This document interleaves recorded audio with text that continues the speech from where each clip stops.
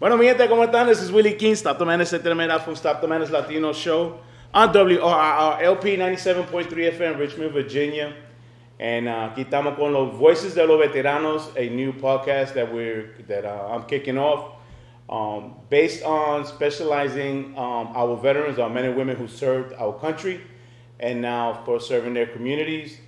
And what better way to have this to start off with a retired Air Force veteran, and I have a Walter Medina. ¿Cómo está? Ahí lo más bien, Will. Mr. Walter, Encantado. ¿todo bien? Gracias a Dios, lo más bien. That's what's up. Gracias por la oportunidad. And hello, everyone. Well, we're here in, what is this, Berlin, Connecticut. Yeah. Stop the Madness. Mm-hmm. Berlin, Connecticut. Connecticut. Walter Medina, he is CEO of Walter Medina and Associates, right? Correct. It's a recruiting business. Yes. Of the specialties that we recruit for are doctors, therapists, nurses, highly specialized healthcare professionals is what we do. All right. Yeah. All right, so let's start with a little bit of your military career. All right. All right. Good. When did you get started? Yeah. And how was your experience going into basic training? Well, I'll tell you what, I grew up in Bridgeport here in Connecticut, just south of us here, and came from a big family. When I graduated high school, I needed a way to go about getting my education and training, so I decided to join the military, the Air Force in specific. So I joined in 1976, and as an enlisted person, went to San Antonio, Texas, went through boot camp, and Nice. then after that got stationed at Pease Air Force Base in New Hampshire. And it was there that I started my career. Initially, I was going to do 4 years, and 4 years turned into 20. And it went by so Isn't quick. that always the case? Yeah, it went by so quick, you know. Uh-huh. Subsequently, after New Hampshire, I ended up going to England. I got a chance to live overseas a bit, and loved the assignments. You know, I got stationed at a security police squadron, and got a chance to live in England and learn a little bit about the culture and so forth. Then Nice. came back from England, got stationed, special duty assignment at ROTC at the University of Connecticut for 4 years, where I had a chance to work with the staff there in developing these young cadets. Mm-hmm. And that was a wonderful, wonderful experience. And after that, ended up a couple years in Las Vegas, Nevada, at a fighter wing, F-16 fighter wing. You might have heard of the Thunderbirds, right? Yes. F-16s, okay. Their corporate headquarters out of Las Vegas, Nevada, Nellis Air Force Base. So I did that for a couple years. And then after that, I got into recruiting. So it was a way for me to get back home, but still stay on active duty. Oh, okay. And so it was a great, great experience. I went through training in San Antonio, Texas. Got stationed in my hometown doing enlisted recruitment. Mm-hmm. Did that for a couple years, then recruited officers for the Air Force, OTS program. Mm-hmm. And after that, I got trained as a specialty recruiter, recruiting healthcare professionals, doctors, nurses, therapists for active duty military.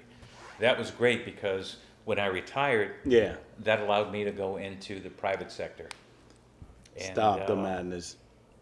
did the private sector for about 1.5 years, 2 years with a private company, and then started my own company using the GI Bill. All right, so 20 years 20 years. in the military. In the military. Then what I did is I took the training and the training I had received in the Air Force and the education. I went and marketed myself to a private industry, a company, Okay. a healthcare recruiting company based out of Hartford. Really nice premier recruiting firm that hired us, myself and one other guy who retired with me. And we actually started their healthcare division, recruiting the doctors and the clinical So professionals. 2 military personnel. Correct. Went Started a division Stop the for madness. this company. So what we did is we took that and thank God, I mean, it really took off. The timing was perfect. We started recruiting. We became 2 of the top recruiters for that company, just based on the knowledge and the training that we had received in the Air Force. We applied it to that, you know, to the way they do business in the private sector. And then we just, in 2 years, we're the top recruiters. So we decided, hey, listen, we're doing really well on our own here. Why don't we branch off and start our own company? And that's what we did. We left, we went to a bank, we secured some loans using the GI Bill. Yeah. And we started our own little company. The GI Bill business. The Yes, Stop the through madness. the SBA company, the Yeah. SBA organization. So we started a a staffing healthcare executive search company in Stratford, Connecticut. We did that as a partnership for about 4 years. Then my partner and I split. He decided to go down south because he wanted to move. I stayed up here and I started Walter Medina Associates, essentially doing the same thing, recruiting doctors and nurses and therapists on a contract basis with hospitals and clinics here in Connecticut. I wanted to stay local. I wanted to stay small business. I did that by choice because I wanted to have a good work-life balance. Yeah. And that's worked out really well for me over the years. And as opposed to my partner, he wanted to grow the company and get larger and bigger. So why in the medical field? The medical field, we were trained in that in the Air Force. So, and there is a national shortage of medical professionals. Yeah. You might have heard. There's a national shortage of doctors, primary care, nurses. There's a 10-year shortage of nurses. Stop the madness. So there's a big demand in healthcare. So, supply and demand, right? I mean, if there's a big demand, they're going to pay fees to find the right people. So to this day, I mean, healthcare is one of the biggest sectors in the employment sector, right? Even during COVID, I mean, healthcare stayed right up there in terms of hiring people. So, the number of people wanting to join, it's less. The military's had to create incentive programs, right, to attract the millennials and the Gen Z types, which is a whole different story, right, than when we were in. That's a whole hour. That's a whole different hour. We can talk about that. Stop the madness. So in general, it's hard to recruit right now. They're not meeting their numbers. So on the officer side, I can only imagine, because trying to recruit a doctor to join the military and take half the pay that they're making in the private sector, it's crazy. It's tough. Yeah, I can imagine. So if you can do that and get people to join the military at that level, when you go in the private sector, you're going to be golden. Stop the madness. Because the standards are so much higher. So in your military career, how was your experience in when you left basic training and AIT? How was your experience in your first duty station in England? Oh my! Coming from Connecticut. It was actually right out of San Antonio, Texas, which is where our basic training takes place. Right. I went to New Hampshire first. That's the hotel, right? Well, the hotel, the Ramada Inn over there. Yeah, where in New the basic training. Yeah, some people will say that, right? Stop the madness. A lot of my Army buddies will say that. Stop the madness. You joined the cushion service, but no. What we did is I went from basic training in San Antonio, Texas. Back then, they used to send you for direct duty assignments, which is what I had. So I didn't go to school, technical school, although they have it now. But not back then, you would get on-the-job training directly in your specialty. So I was sent to New Hampshire for a couple years, and that's 1976, and I was the only Latino in the squadron. Oh, back in 1976. That wouldn't surprise me. That wouldn't surprise me at all, because when I joined in '91, people don't know who were Puerto Ricans. Yeah, this guy was like, "You're Puerto Rican?" Yeah. Puerto Rican? Where you from? Well, yeah. What is that? Why didn't you join the Puerto Rican Army or Air Force? Stop the madness. I'm sorry, we're part of the Can United you imagine States. that? Yeah. So in your time, the only Latino. The only Latino back in my squadron, and so I did a couple years.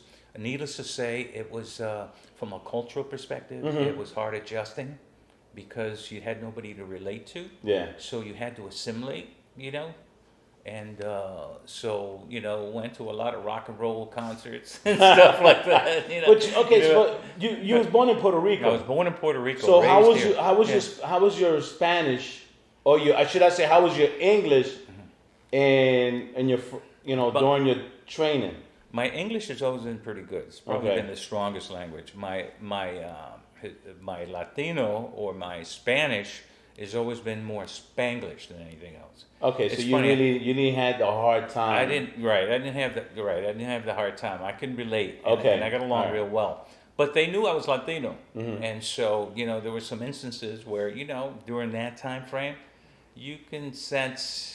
There was some, the prejudices. The racism was there, underlying, So you always got the extra duty. It was on the cover. I always tell people, I had a first sergeant I worked for who was always giving me the crappiest assignments. Go buff the floors, do this, do that. And it was always like, when I looked at it, I said, well, there's an imbalance here. Why am I always getting the crappy piece, assignments. yeah. And so I confronted him about Uh-huh. that, and then we had an argument about that. But I could sense it had to do with What was your rank? my rank at the time. Geez, I was an airman. Uh-huh. You know, What is that? Is E3, it? What's that? E2, Is it E2? E2, yeah. E2? Okay, E2, all I was right. an airman starting out. And then that was in New Hampshire for a couple years, and I applied to go overseas. I wanted to go to Japan, but I ended up getting my fifth choice. Japan was my first choice, and I ended up getting my fifth choice, which was England. So I went to RAF Lakenheath, Royal Air Force. England, Lakenheath. from Connecticut From to Connecticut, England. young 19-year-old. Just Never been out of the country, Hispanic background, Latino, Puerto Rican, had no idea what I was going to face. But when I went there, it was one of the best experiences of my life because I got a chance to kind of immerse myself in their culture. I made a lot of friends, British friends. They took me to Scotland. I went all over England. I got a chance to. I wasn't what they used to call them back then? We call them what, barracks? Barracks rat. Yeah. I wasn't. No. Yeah, the minute I was out of work, I was downtown. You see, and that's very good because I've known a couple of barrack rats that just que no salen para afuera, se quedan adentro. And I would take classes too. I took some classes overseas. They have the university programs, University of Maryland, extension programs. Free. So I would take classes free. So they paid for it. So I got involved in that. I work in the security police squadron and law enforcement side. I was an admin person, handling all the paperwork. So you had more of a not only was you in the Air Force with a cushion military, you had a more cushiony job. I did. But Stop the madness. It's funny. Back then though, they would train you for operational readiness inspections. So combat, right? The biological training was starting to be big there, so you had to dress up, during certain times of the, inspection. Full combat gear and all that. I remember make sure going you guys through are that. ready. Yeah. I remember going through. They used to have a security police augmentee program. I don't know if you're familiar with that. So that meant if there was a war, right, the security police or the military police, in the Army's terms, would go and fly off, with the team, right, to where they need to go. And the augmentees were the ones that were the backup, guarding the fences and the resources. Kind of like a reactionary force. Correct. So we were part of that. We were trained on base for that. So, and I hated that job, to be honest with you. So that was in the early 70s. Yeah, early 70s, mid 70s. Wasn't it the time frame where they had the security of the nuclear installations? Yeah, our base was nuclear armed. It was the 509th Bomb Wing, I believe. There you go. Back then, they had, prior to the F-16s, they had the FB-111s, which were the jet fighters and bombers that they used in Vietnam. That's the resources that we had there. And then later on, they transitioned to the F-16s. And of course, now it's F-35s. Right? Yeah. So, that's what we did. We backed up security police, and we worked in the office. I stayed very active when I was overseas, made a lot of friends and contacts, and got a chance to travel. They have what they call a HOPS program. I don't know if you ever took the HOPS. Yeah, the HOPS where you could go in anywhere for free. Every time I got a chance, when I had to leave, take a couple of weeks, get it approved, hop on a plane. I ended up going to Spain, Madrid. I was 19. I was just traveling all over. During your time in England, what was one of the best places that you would say, wow, stop the madness, I can't believe that I'm here. What country do you, again, coming back, because from Jersey City, I'm like shocked to everything. Yeah. But you coming from Connecticut, one of the places that you step, like boots on ground, that you could say, wow, stop the madness. Listen, London, for me, was it. The city of London is one of the great cities in the world. The cultural vibe there, the essence of it, the history of it, right? I mean, I remember getting to the base, right, and then 2 weeks later I took a bus into downtown London, and I got dropped off in Trafalgar Square, where all the fountains are and all that, right? And I got a chance to just kind of walk around, and you see Buckingham Palace, and you see Piccadilly Circus. Absorbing all of that. You see the, London Tower and all that, and you get to go to these museums and all that. I was in awe. I was 19 years old, never been anywhere. So do you think think by joining the military, that without joining the military, you would have never in a lifetime would have expected to be boots on ground in Europe? I absolutely agree with you with that statement there. Absolutely, we've never had that experience. Not only that, I could never afford it. Right? I'm thinking think of the cost. Then, that if you could, back do then, that on your own, right? it might have been a lot of money. So I had the backing of the Air Force. Mm-hmm. I had had access to all these places that I went to, and then through hops, I got a chance to go to Spain and see Madrid. I got a chance to go to Paris and France. Young person just walking around. Young Medina from Connecticut. Exactly. And I had a chance to look at the Eiffel Tower, walk down the Champs-Élysées and all that. And it's the funny thing is, I did it at a young age, and I appreciate it. But I wish, later on when I got married and we got a chance to go back to Europe with my wife, I appreciated it a lot more. Because when you're younger and you're single. But that's always the case. Right? I do believe that's always the case. Good example that, when Vega and I were in Italy and in Germany, we went to visit Paris. We went to visit all these art galleries. Right. But now she's now a VCU graduate in the arts, and she always say, "Man, if only I could kind of pay more attention go back in time, right? to all this art that she can now relate to." Being that she did the studies, kind of what you're right now talking about when you're young, and then you go back and you're like, I know. So let's fast forward. So you did your first tour was England. What was your last tour during your military career? My last tour was in recruiting service out of Hanscom Air Force Base in Massachusetts. We were assigned to a squadron. Again, assigned locally here in Connecticut. Was my area of work. Yeah. But my corporate headquarters was in Massachusetts, near Boston, and so I retired from there, and I did about close to 10 years of so you recruiting. you really didn't separate yourself too much to your state. Yes. If you really look at it during your military career, because you was constantly in your surrounding area. The last 8-9 years, you're absolutely right. I stayed local, and there was a reason for that. And thank God, because at the time, the reason I wanted to come back in recruiting and not get out of the Air Force, but stay active duty, right? Yeah. Because there aren't any active duty bases here in Connecticut. Right. Recruiting was the only option. At the time, my mother had cancer. She was battling lung cancer. Oh, okay. So that was one of the reasons I wanted to come back to be with family and see her. And it worked. Yeah, it worked out. So I got a chance to last year and a half of her life.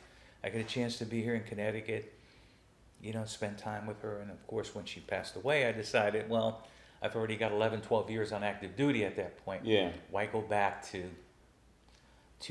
active duty Air Force at a regular base? Let me stay in recruiting. So that's what I did. And I just kind of moved up recruiting in terms of training.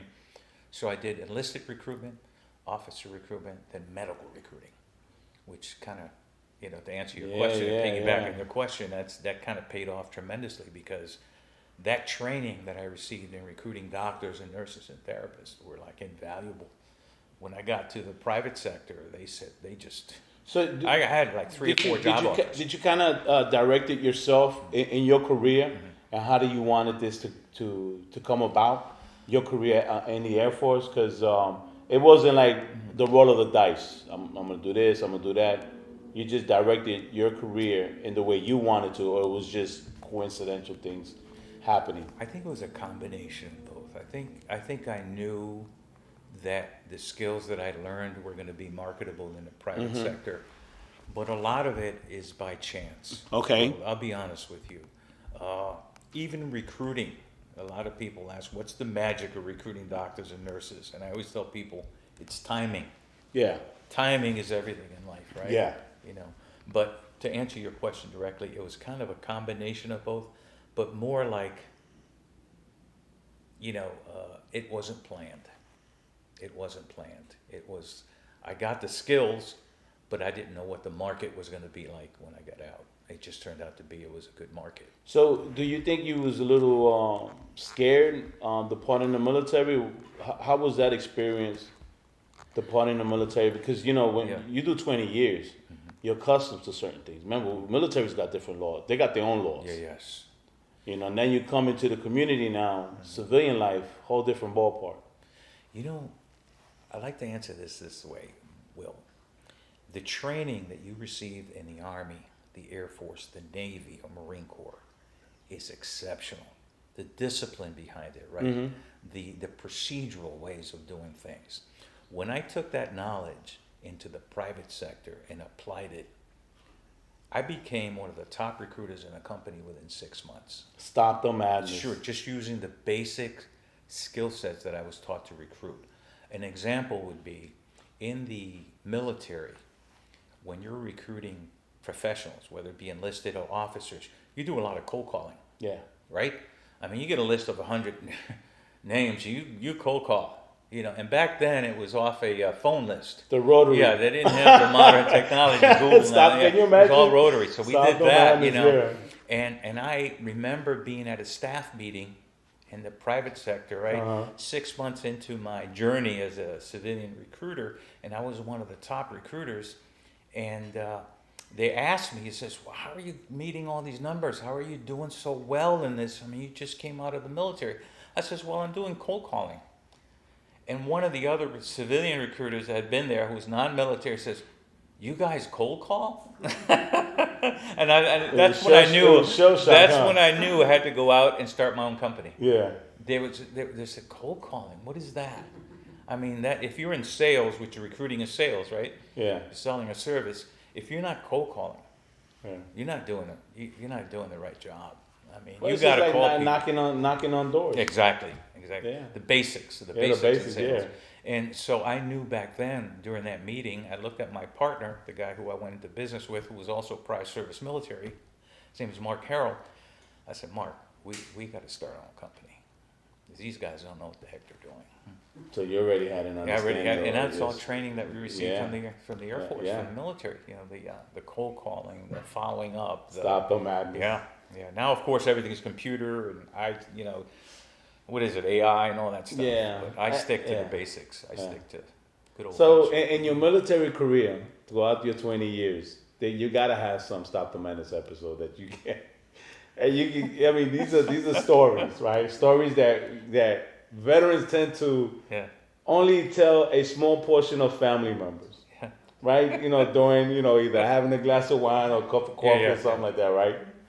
So 20, I'm pretty sure you got a lot of them. Oh, I got a couple. Of So give us a couple of them that you can say Stop the Madness. It's just unbelievable. Well, one that I can think of, you already know, right?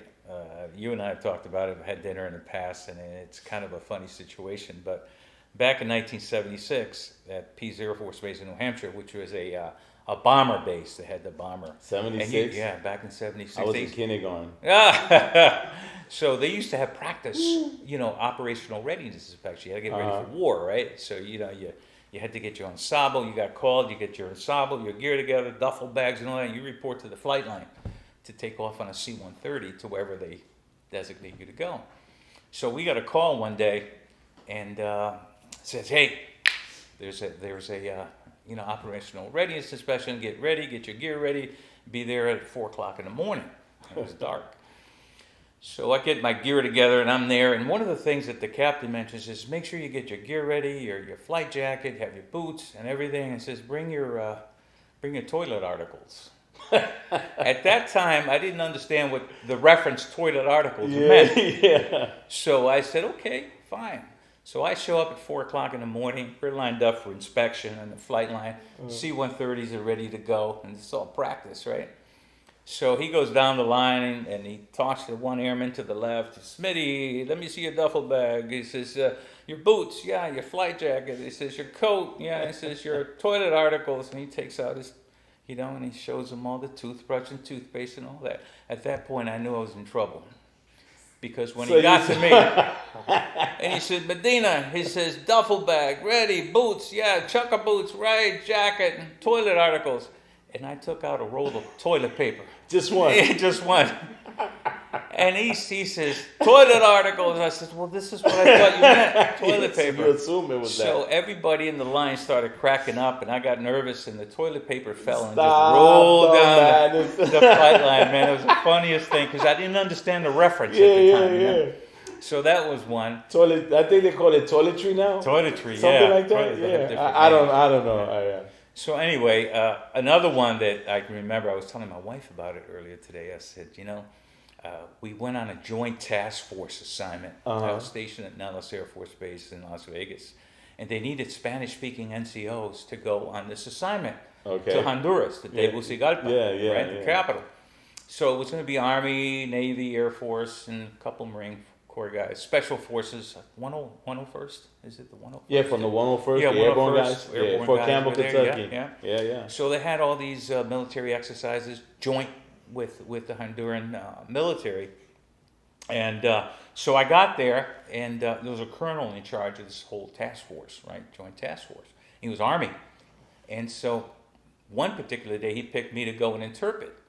So we had to go out in the field, and the planes were flying up there. The guys were jumping out of the plane. We're out in the field. They were practicing, right? And the helicopters were going off. Stop the madness. This particular officer from the Honduran Army got out of the plane, and you can see the wind was going and the blades were going, right? And he gets off, and the colonel introduces himself, and I introduce myself as the interpreter. And then the guy from the Honduran military started giving me a synopsis of what was going on. And he says, estamos desarrollando y tenemos unas cuantas cosas pendientes. And he went on and on for about 5-6 minutes explaining to me what he's doing, right? Yeah. And the colonel looks at me and says, Sergeant Medina, after this long litany of explanation. Conversation. And he says, tell me, what did he say? And I looked at the colonel and says, everything's going according to plan. The colonel looked at me and said, what? I said, yeah, because I had forgotten everything he said.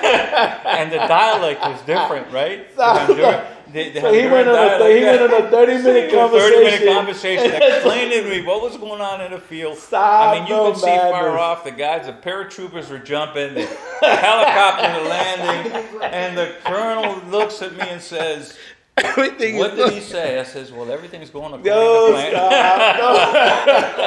So what happened afterwards then? Afterwards, the colonel kind of looked at me, pushed me to the side, and just walked off with the guy.